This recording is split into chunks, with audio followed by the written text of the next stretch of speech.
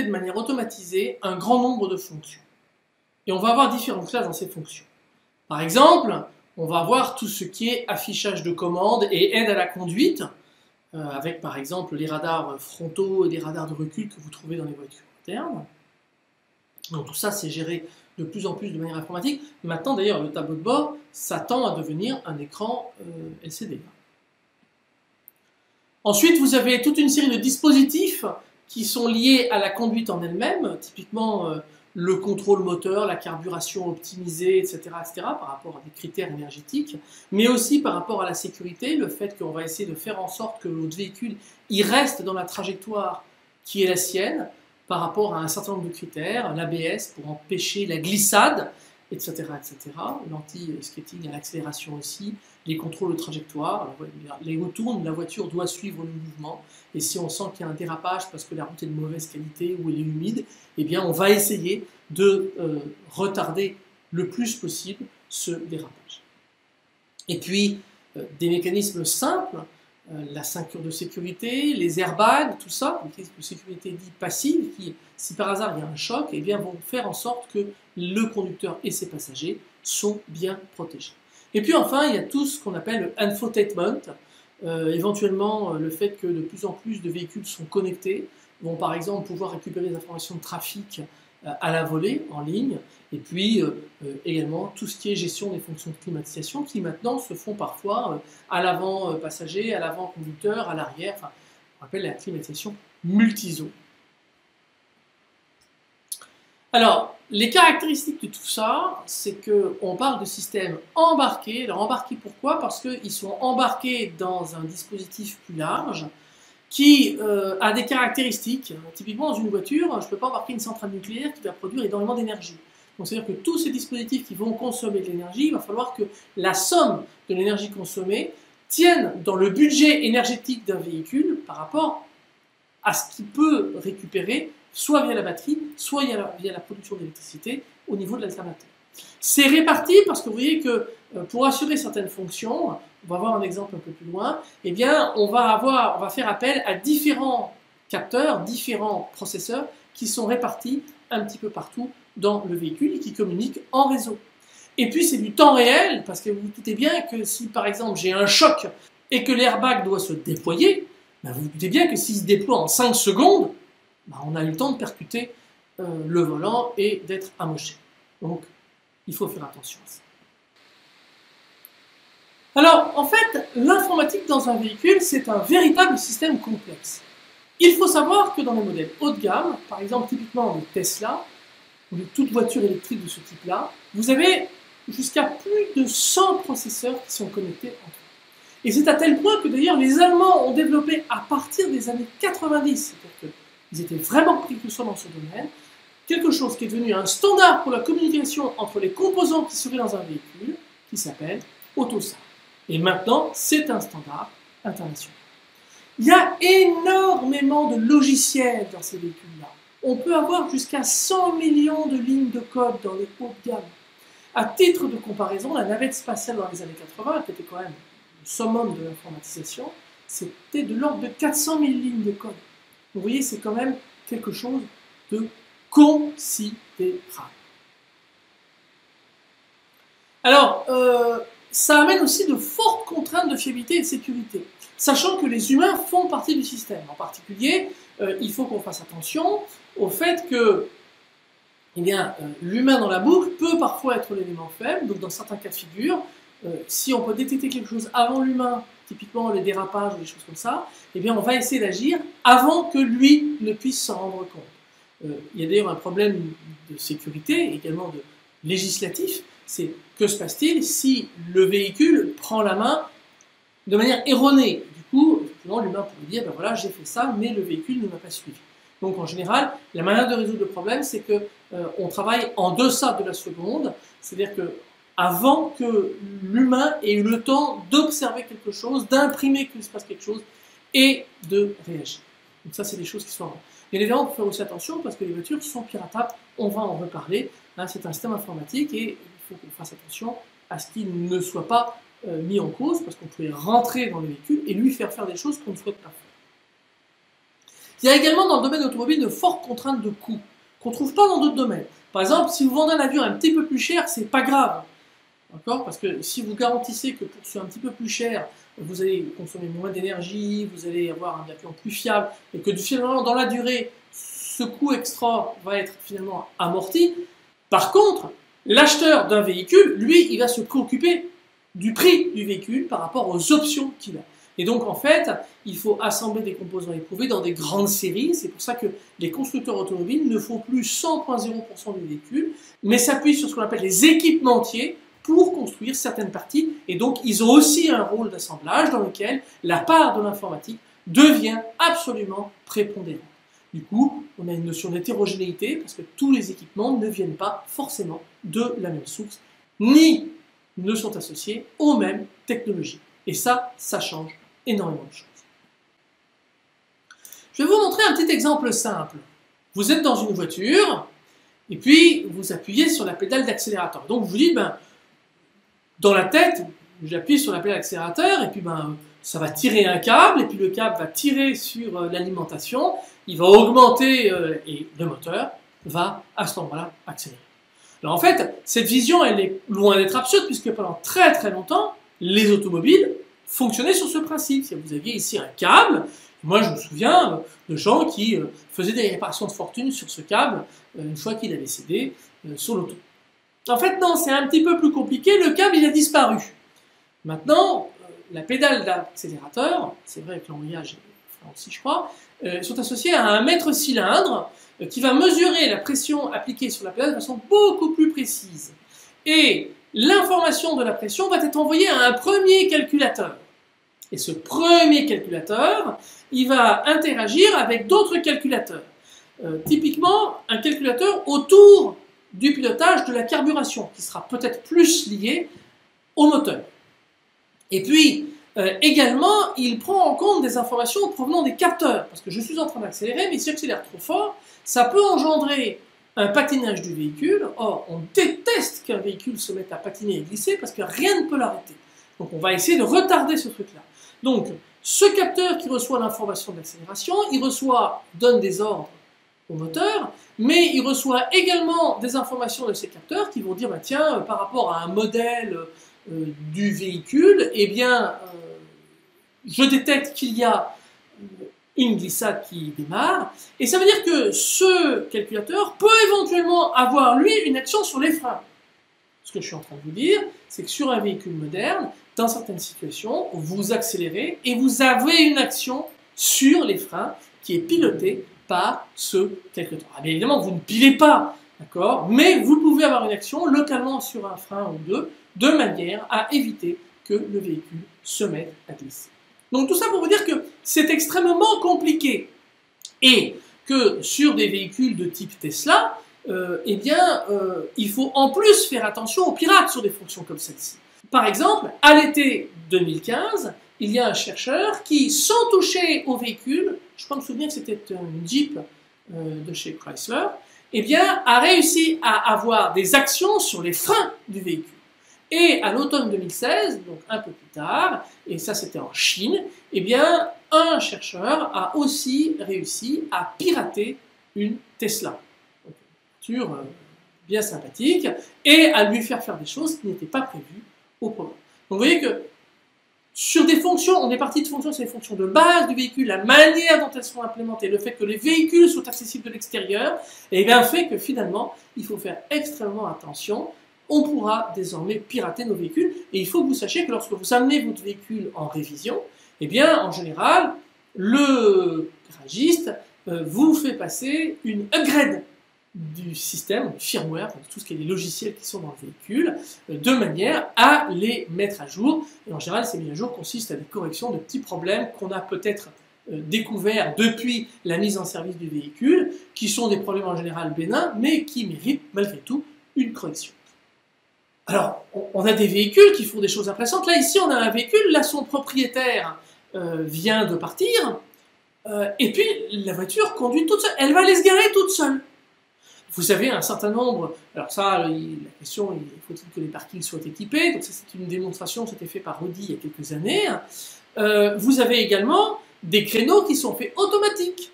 Des marques comme Toyota, Citroën, Ford, Mercedes, dans des voitures c'est un petit peu haut de gamme, le font. Ça se fait d'ailleurs depuis assez longtemps. On a mis longtemps avant de mettre ça dans le commerce, tout simplement parce que on se posait la question de est-ce que l'usager était prêt à accepter sa voiture se gare toute seule. Maintenant, manifestement, la réponse est oui. Et puis, il y a la voiture qui conduit toute seule. Vous connaissez tous la Google Car, qui récemment a été remplacée par une autre Google Car plus grande. L'objectif est de faire des taxis qui sont capables de prendre des passagers. Et là, vous avez une vidéo qui vous présente en fait la manière dont ça se passe à l'intérieur d'un véhicule. Il s'agit d'une vidéo qui a été prise dans le cadre d'un projet européen qui s'appelle Proud. Ça date de 2013. Vous voyez que ça a déjà quelques années. Donc, si on voit à l'arrière du véhicule, il est un petit peu chargé. Auparavant, il y avait eu le fameux DARPA Challenge. Le DARPA Challenge, c'est un challenge organisé par des militaires américains. Donc, l'idée, c'était dans le désert du Nevada de dire à un véhicule d'aller tout seul d'un point A à un point B avec des GPS, etc., etc. Donc, au début, c'était dans le désert. Et maintenant, ils font ça carrément dans des circuits urbains avec des vrais véhicules. Et puis, j'ai déjà parlé de Tesla qui a son propre autopilot qui est opérationnel. D'ailleurs, en mai 2016, on a assisté au premier accident mortel avec une Tesla en conduite autonome. Alors en fait, Tesla dit vous devez garder les mains sur le volant, et ce qui se passe, c'est que le conducteur n'avait pas gardé les mains sur le volant, et en fait, la route a été coupée par un camion qui était très blanc, et dans les conditions d'éclairage, le système a détecté que c'était un panneau, et donc il ne s'est pas arrêté.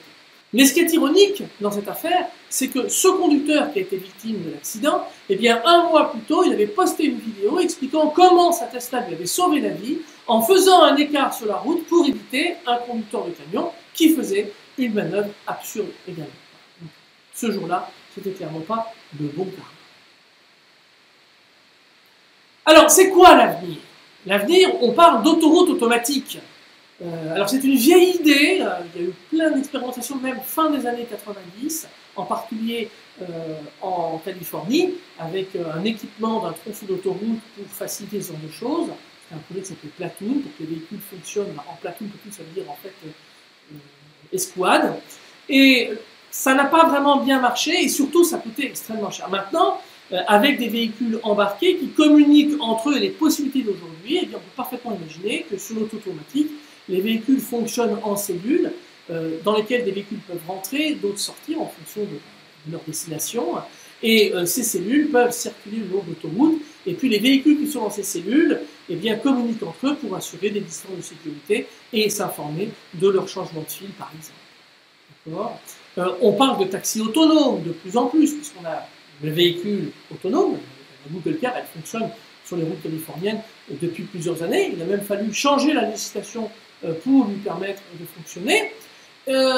Et en fait, quand on voit les investissements massifs que font certaines sociétés, en particulier la fameuse société Uber, eh ben, on se dit qu'il va falloir qu'on fasse un petit peu attention à l'arrivée de ce genre de choses.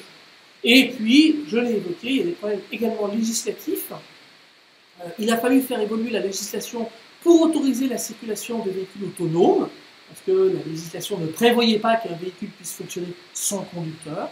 Donc ça commence dans un certain nombre d'États d'Amérique du Nord, ça vient maintenant également en Europe, et d'ailleurs, il y a aussi derrière des problèmes éthiques qui se posent, en particulier dans la façon de programmer ces véhicules, parce que si j'ai un véhicule qui est en train de réaliser qu'il va perdre son contrôle et qui va renverser des gens, doit-il préserver les gens qu'il va renverser, quitte à faire prendre un risque à ses passagers, ou préserver ses passagers indépendamment des risques qu'il pourrait faire prendre à des usagers de la route qui sont à l'extérieur. Donc vous voyez, il y a des problèmes là où l'informatique rejoint d'autres aspects, parce qu'on peut certes créer des algorithmes, mais il faut savoir quand même quoi y mettre dedans, et en particulier définir le cahier des charges du problème. On est là sur une problématique générale du transport, alors on peut la décliner, par exemple, le gros problème dans les trains, et en particulier dans les TGV, les trains à grande vitesse, c'est que les systèmes de signalisation sont dans la cabine désormais. Donc là, vous avez une cabine de TGV, parce que c'est bien sympa, là on voit des feux, mais quand le TGV est lancé à 250 ou 300 km/h, on ne voit pas la signalisation. Donc elle s'affiche à l'intérieur. Et par exemple, récemment, la SNCF a acheté un certain nombre de tablettes pour équiper les TGV, entre autres. Alors, il y a la commande de bord, mais il y a toute une série de choses, en particulier par rapport à l'évolution de la planification, si un train est en retard, s'il y a un incident et qu'il faut changer de voie, etc., etc. Un autre domaine, c'est tout ce qui est aéronautique, avions et hélicoptères, autour du pilotage automatique, la gestion du trafic aérien. Il y a des zones en Europe, par exemple le fameux triangle Paris, Bruxelles, Londres, je veux dire, mais c'est les embouteillages permanents. Donc il faut réfléchir à comment faire pour mieux gérer le trafic aérien, tout en absorbant le fait qu'il y a un avion qui a une urgence, il faut qu'il soit prioritaire, etc., etc. Il y a énormément de problèmes. Vous savez que dans les nouveaux avions, par exemple l'Airbus A380 ici, il n'y a plus de commandes mécaniques. Toutes les commandes sont électriques. Donc là aussi, ça engendre également des problèmes de sécurité, parce qu'il ne faut pas que ça plante. L'écran bleu en vol, c'est pas très sympa. Et encore en vol, ça va, l'avion il plane un peu, on a peut-être le temps de rebooter. Mais en phase d'atterrissage, c'est moins sympathique.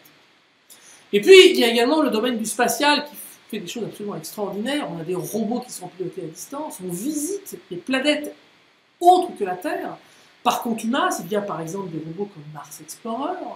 On envoie des sondes depuis longtemps. Voyager est la première sonde envoyée par l'homme qui est en train de sortir du système solaire. Plus récemment, Cassini, qui va bientôt s'écraser, bientôt par rapport au moment où je tourne, bientôt s'écraser sur Saturne et qui nous a fait découvrir des choses extraordinaires sur l'écosystème de Saturne. La sonde New Horizons, qui maintenant a dépassé Pluton. Alors évidemment, dans des cas de figure comme ça, on a des petites difficultés supplémentaires. Il faut savoir que le signal radio et donc le réseau ne se propage que à la vitesse de la lumière. C'est vachement rapide. Ben oui, Mars c'est déjà entre 4 et 15 minutes-lumière à peu près. Ah ouais, ben ça veut dire que du coup, quand j'envoie un ordre, dans les hypothèses favorables, il met 4 minutes à arriver. Alors, la procédure spatiale, c'est j'envoie l'ordre, j'ai derrière une composition et un calcul qui permet de donner ce qu'on appelle une somme de contrôle qui est renvoyée à la Terre. Et si la somme de contrôle envoyée par le robot distant est la même que la somme de contrôle de ce qu'on a envoyé, on considère qu'il a bien reçu l'ordre. À ce moment-là, on dit vas-y. Donc, 1, 2, 3 voyages. Donc, Mars, c'est au minimum 12 minutes. New Horizons, du côté de Pluton, c'est 4h30 le trajet du signal. Donc, quand on reçoit une information, elle a 4h30. Et quand on lance un ordre, l'ordre, si on suit la procédure, ne sera respecté que dans 3 fois 4h30. Donc, vous voyez que c'est quand même quelque chose d'absolument extraordinaire. La capacité que doivent avoir ces appareils à évidemment parer des situations urgentes, et nous, la capacité que l'on doit avoir à être capable d'anticiper tout ce qui se passe dans l'environnement immédiat.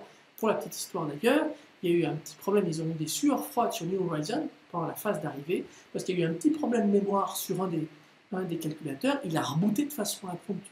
Heureusement, le calculateur de secours, parce que bien évidemment il y a redondance dans ces cas de figure-là, a pris le relais le temps que le calculateur principal finisse de rebooter. Mais vous voyez que là, on est sur des problèmes qui sont absolument fascinants, extraordinaires. Et à l'heure actuelle, on parle de déployer des télescopes géants qui seraient en fait des constellations de satellites positionnés au centimètre près sur des distances de plusieurs centaines de milliers de kilomètres pour faire des télescopes de focale colossales et pour observer des choses qui, à l'heure actuelle, nous sont complètement inaccessibles au niveau du cosmos.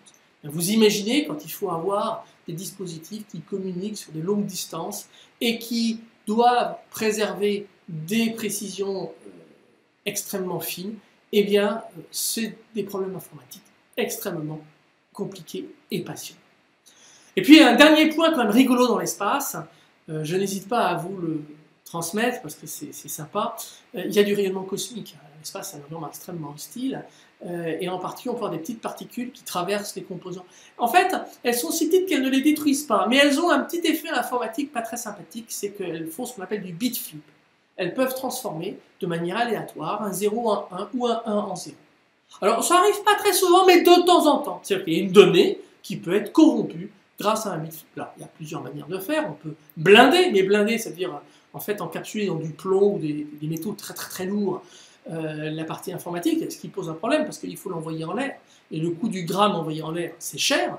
Où il faut penser la conception de ces systèmes pour supporter des bit flips et garantir que le calcul, il reviendra dans un espace, il reconvergera vers une situation où le programme est toujours juste. Donc, on est là sur des formes de programmation extrêmement sophistiquées et compliquées.